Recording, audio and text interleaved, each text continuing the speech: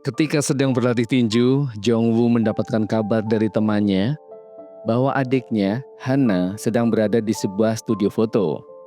Di dalam studio, Hana terlihat sedang menodongkan pisau kepada dua laki-laki hidung belang di depannya. Jongwoo yang masuk ke studio tersebut tanpa babi bu, dia langsung menghajar dua orang yang berada di studio tersebut.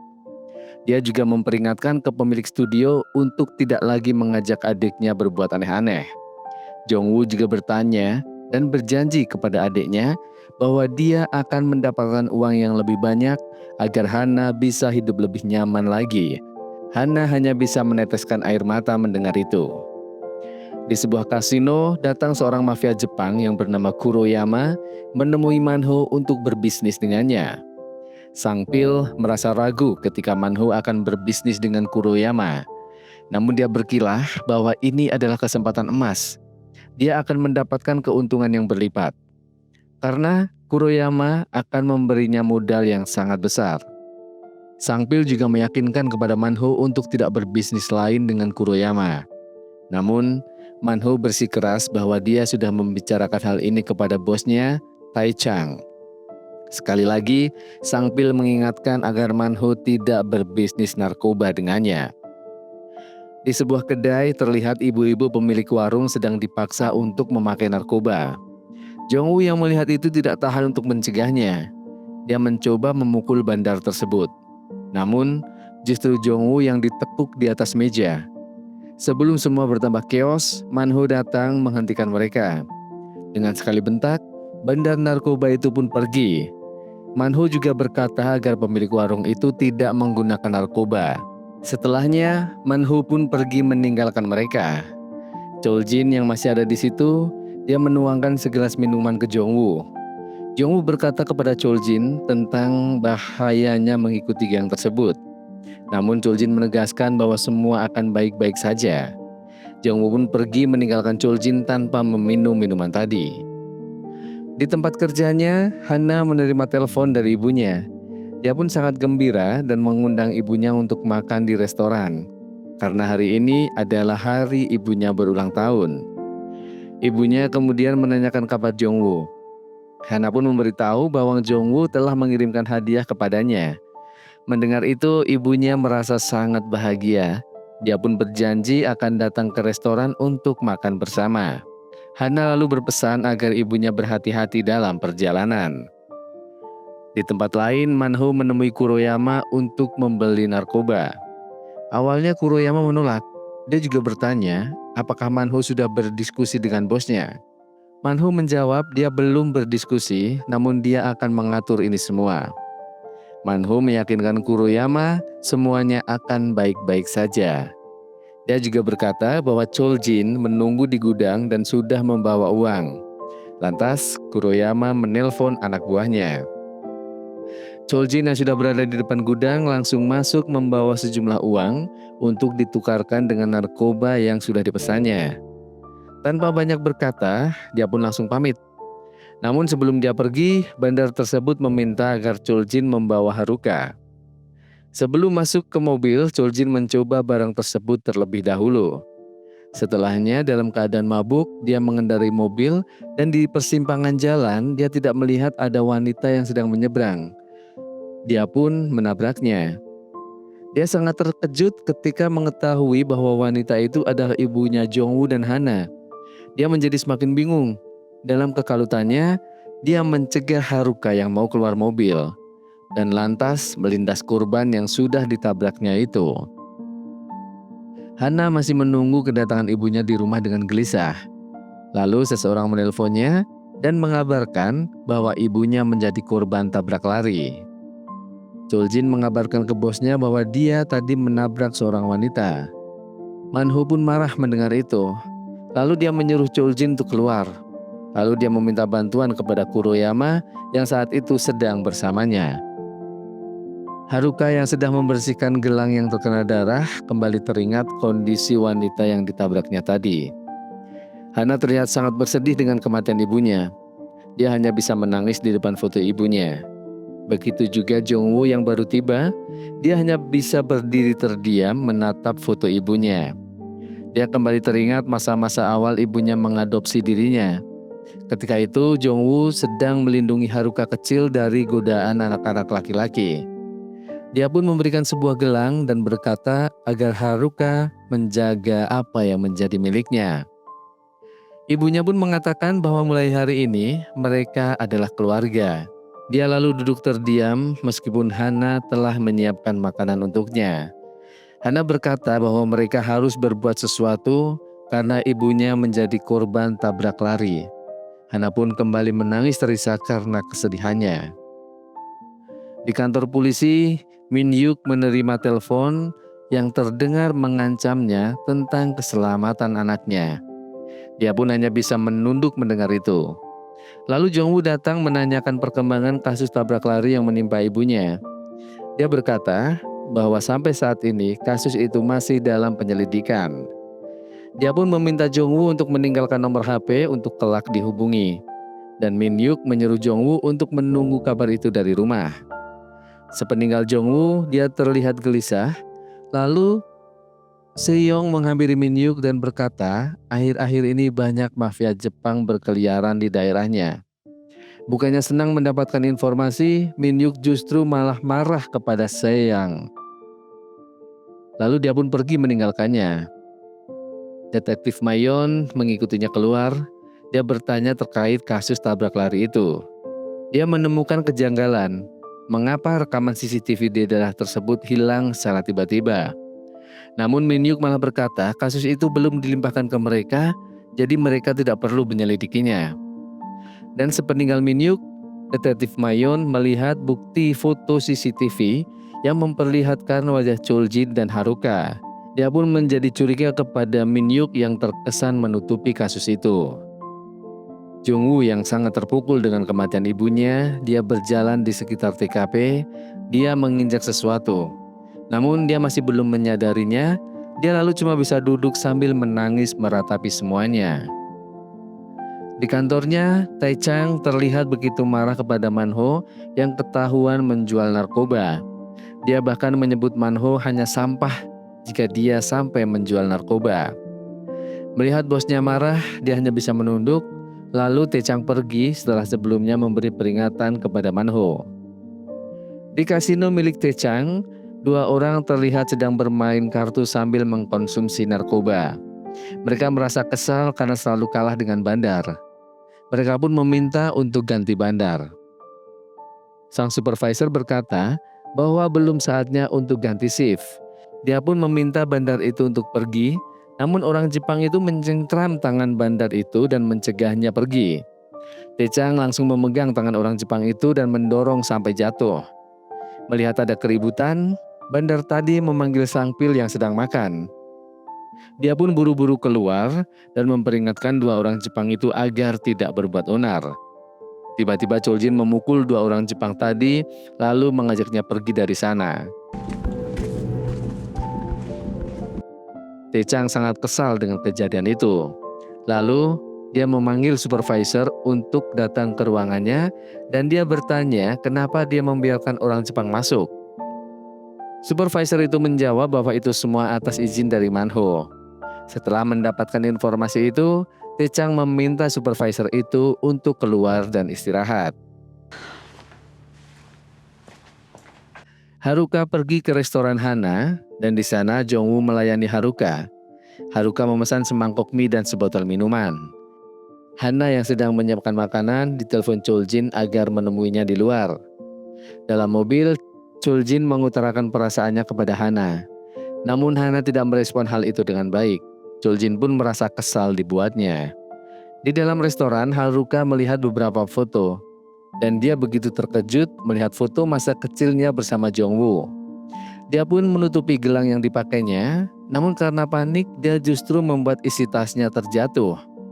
Jong-woo lalu menolong Haruka, namun teman-teman Haruka yang saat itu masuk malah mencoba menyerang Jong-woo. Haruka yang mencoba melerai, dia justru didorong sampai terjatuh. Jong-woo yang melihat itu langsung melancarkan pukulan ke mereka. Sesampainya di luar, Jong-woo masih memukul orang-orang tersebut. Ryo yang awalnya mau melawan Jong-woo dicegah oleh Kuroyama. Dan Kuroyama juga meminta supirnya untuk mencari tahu tentang Jongwoo. Hana mengajak Jongwoo untuk masuk ke dalam restoran. Choljin yang masih kesal keluar dari mobilnya, lalu dari luar restoran sambil melihat Hana dan Jongwoo, dia terlihat menelpon seseorang. Dia lalu menemui Ryo di suatu tempat. Ryo memberitahu bahwa dia akan segera membuka tempat ini untuk Choljin. Lalu Choljin memperkenalkan Ryo kepada temannya, Ik-hyun, dan dia pun bertekad akan melawan siapapun yang menghalanginya. Di kantor polisi, Se-young terlihat sedang mengamati kasus tabrak lari itu. Lalu dia ke meja Min-hyuk untuk mencari berkas. Namun justru dia menemukan sejumlah uang di laci meja kerjanya. Detektif Mayun memperingatkan agar Se-young jangan berpikir macam-macam. Dia pun menyuruh Se-young untuk kembali ke meja kerjanya. Tidak lama muncul seorang warga yang melaporkan bahwa dia diperas oleh Yakuza karena dia mempunyai hutang kepada mereka. Se-young pun terkejut mendengar kata Yakuza. Di dalam mobil, Tae-chang bertanya kepada Sang-pil, apakah dia mencurigai Man-ho. Sang-pil pun berkata bahwa dia tidak sepaham dengan Man-ho. Namun Tae-chang berpesan agar Sang-pil tetap menghormatinya karena Man-ho lebih tua darinya. Sang-pil menawarkan diri untuk mengantar Tae-chang, tapi Tae-chang berkata dia sendiri saja, karena setelah ini dia akan minum bersama Man-ho. Tae-chang pun berjalan sendiri, namun tiba-tiba dia diserang oleh orang tidak dikenal. Namun dia masih bisa mengatasinya. Lalu Man-ho pun muncul, tapi bukannya untuk menolong Tae-chang, justru dia menusuk Tae-chang. Tidak cukup sampai di situ, Ryo juga ikut menyerang Tae-chang. Tae-chang pun terlihat terkejut ketika tahu apa yang dilakukan Man-ho kepadanya. Di tempat lain, Se-young menemui temannya yang bekerja menjadi seorang jaksa. Dia berkata bahwa sepertinya Yakuza juga terlibat cekcok antar gangster di wilayah mereka. Dia juga bercerita tentang peristiwa tabrak lari yang cukup janggal karena kondisi tubuh korban yang hancur. Choljin masuk ke restoran Hana. Jongwoo pun ada di sana, dan Jongwoo terlihat tidak nyaman dengan kehadiran Choljin. Dia mengamati sesuatu yang dibawanya. Namun ketika ditegur, Choljin malah emosi dan berdiri. Hana melerai mereka berdua sebelum semuanya bertambah chaos. Haruka juga muncul dan mengajak Choljin untuk berbicara di luar. Sesampainya di luar, Haruka mengingatkan bahwa wanita yang dia tabrak itu adalah ibu Hana. Namun Choljin tidak peduli, dia bersikeras bahwa itu adalah kecelakaan. Dia juga berkata bahwa Haruka tidak pantas untuk menasihatinya. Di restoran, Jongwoo memegang benda yang dibawa Choljin tadi.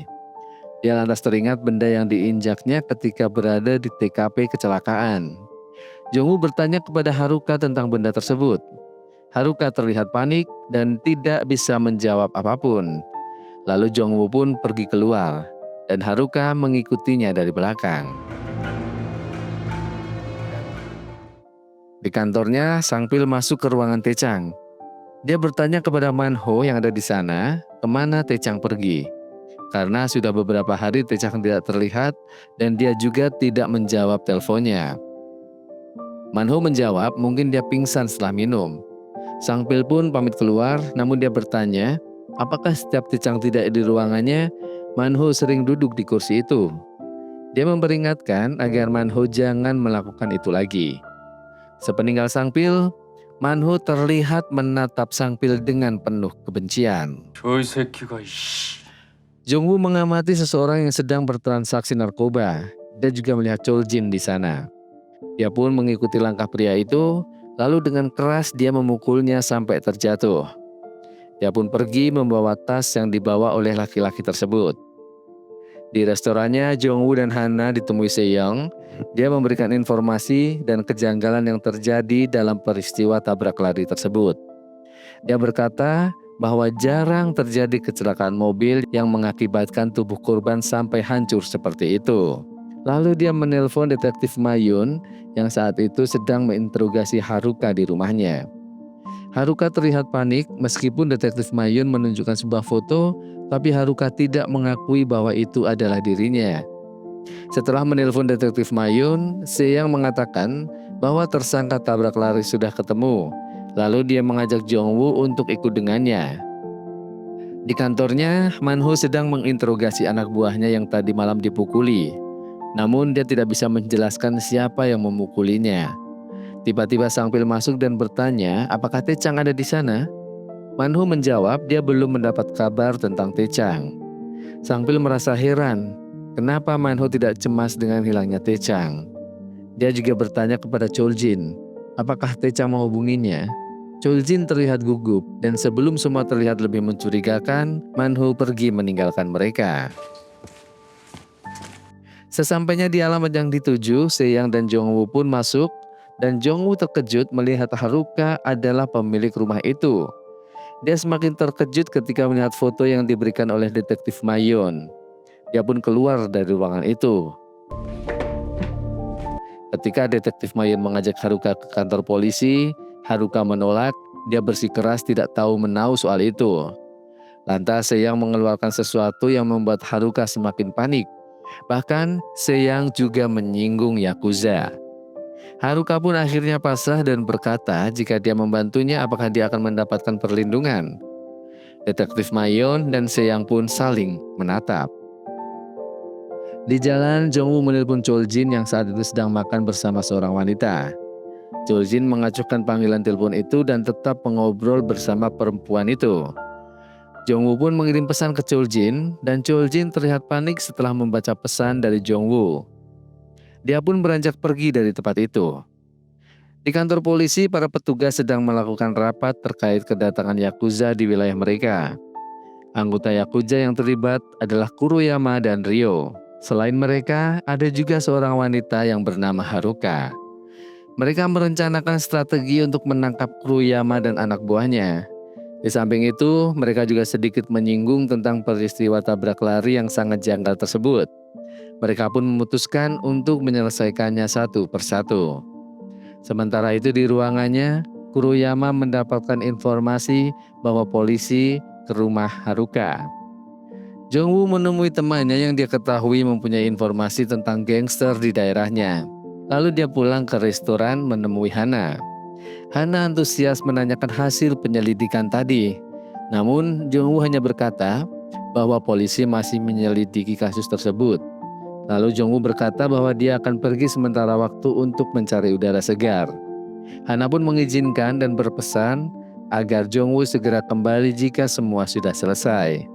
Hana lalu teringat ketika Jong-woo berkata bahwa dia akan mencari uang yang banyak agar Hana bisa hidup dengan nyaman bersama ibunya. Berbekal informasi yang dia dapatkan, Jong-woo pun melancarkan aksinya. Satu persatu anggota gangster dia lumpuhkan. Berawal dari lokasi parkir, lalu dia ke kasino dan mencari Chol-jin. Dia sempat dihadang beberapa penjaga, dan adu pukul serta tendangan pun tidak bisa dihindarkan. Para penjaga itu tidak bisa berbuat banyak melawan Jong-woo. Jong-woo dengan mudah melancarkan pukulan ke mereka. Dan Jong-woo mengunci leher salah satu penjaga hingga tak sadarkan diri. Lalu dia terus mengambil palu dan memaksa penjaga kasino itu untuk menelpon Chol-jin. Setelah Chol-jin mengangkat teleponnya, Jong-woo berkata mengapa dia begitu tega melakukan itu. Chol-jin menjelaskan bahwa ini hanya salah paham. Dia pun menyuruh Jong-woo menunggu di sana. Di tempat lain, Man-ho bertanya, telepon dari siapa itu? Chol-jin menjawab dari seseorang yang Man-ho cari. Dia pun kembali bertanya apakah seseorang itu adalah anak dari wanita yang ditabraknya. Mengetahui bahwa wanita yang ditabrak Chol-jin juga mempunyai anak perempuan, Man-ho menyuruh seseorang untuk menculiknya. Kuroyama juga menyuruh Ryo untuk membawa Haruka ke kantornya. Haruka yang sedang mengetik pesan dibuat kaget dengan kedatangan Ryo yang tiba-tiba. Di restorannya, Hana juga didatangi Man-ho dan anak buahnya. Sedangkan di tempat lain, anak Man-ho yang sedang berkumpul lantas bubar begitu Sang-pil datang. Ketika mereka ditanya, mereka menjawab mereka hanya mendapat telepon dari Man-ho dan tidak tahu apa yang terjadi. Sang-pil pun menaruh curiga, lalu dia menemui salah satu anak buahnya untuk diinterogasi. Di tempat lain, Haruka diikat di kursi di ruangan Kuroyama. Dia merasa heran kenapa Haruka menjadi berubah. Kuroyama mengingatkan ketika mereka pertama kali bertemu.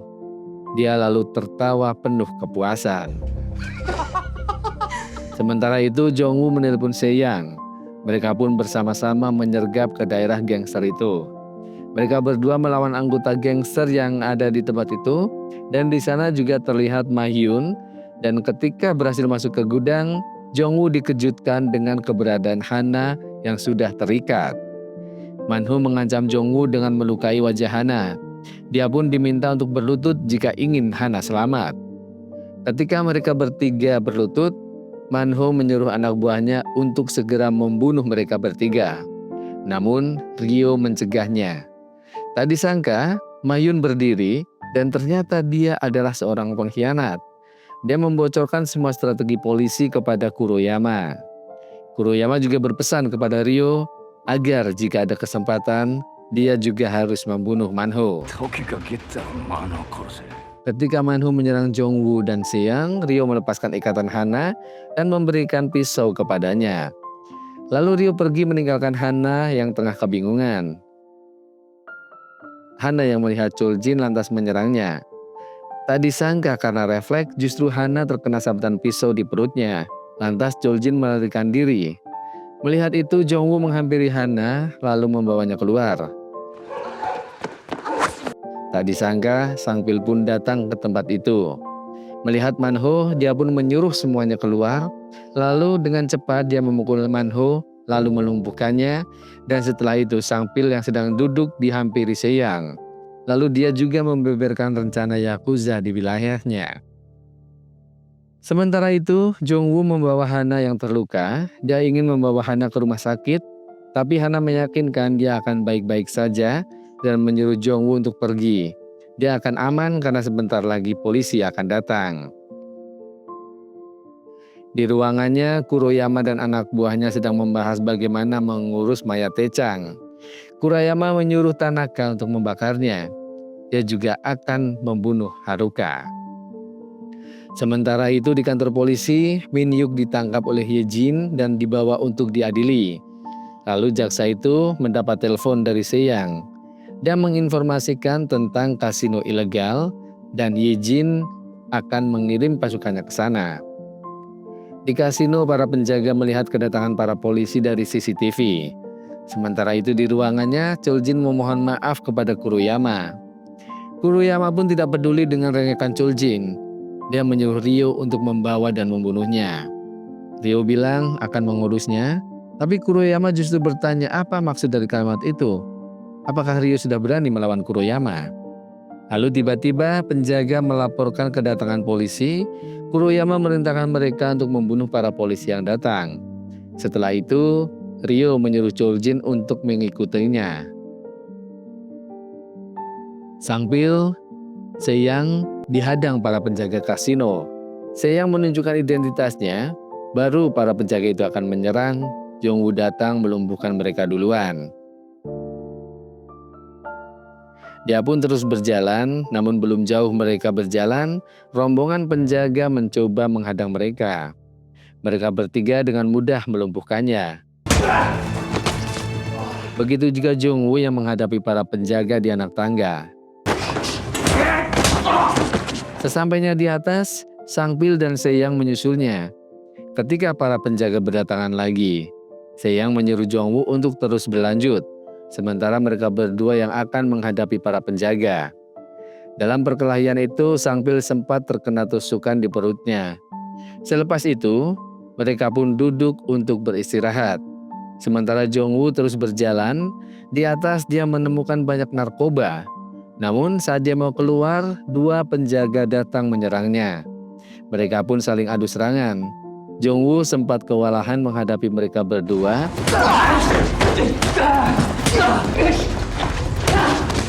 Bahkan dia sempat terkena sabetan pisau di perutnya. Namun dengan perlawanannya, dia akhirnya mampu melumpuhkan mereka berdua. Jongwoo lalu masuk ke ruangan di mana di situ ada Ryo dan Chol-jin. Melihat itu, Chol-jin mencoba menyerang Jongwoo, namun dia dengan mudah dilumpuhkan. Jong-woo pun memukuli Cheol-jin yang terkapar dan dari belakang Ryo berkata agar Jong-woo menghadapinya. 그만해. Kali ini Jong-woo benar-benar kesulitan mengimbangi Ryo. Dia berkali-kali terkena serangan dari Ryo. Beberapa kali Jong-woo sempat menerapkan pukulan ke Ryo, begitu juga sebaliknya. Akhirnya Ryo pun berhasil dia lumpuhkan. Jong-woo berhasil menciderai kaki Ryo. Jong-woo merangsek ke ruangan Kuroyama dan di sana dia sudah menunggunya dengan sebuah pedang katana. Kuroyama berhasil melukai Ryo dengan katananya. Ketika dia hampir membunuhnya, Haruka memegangi Kuroyama dan untuk menyelamatkan Jong-woo. Namun Haruka justru yang menjadi korban. Dia ditusuk oleh Kuroyama dengan katananya.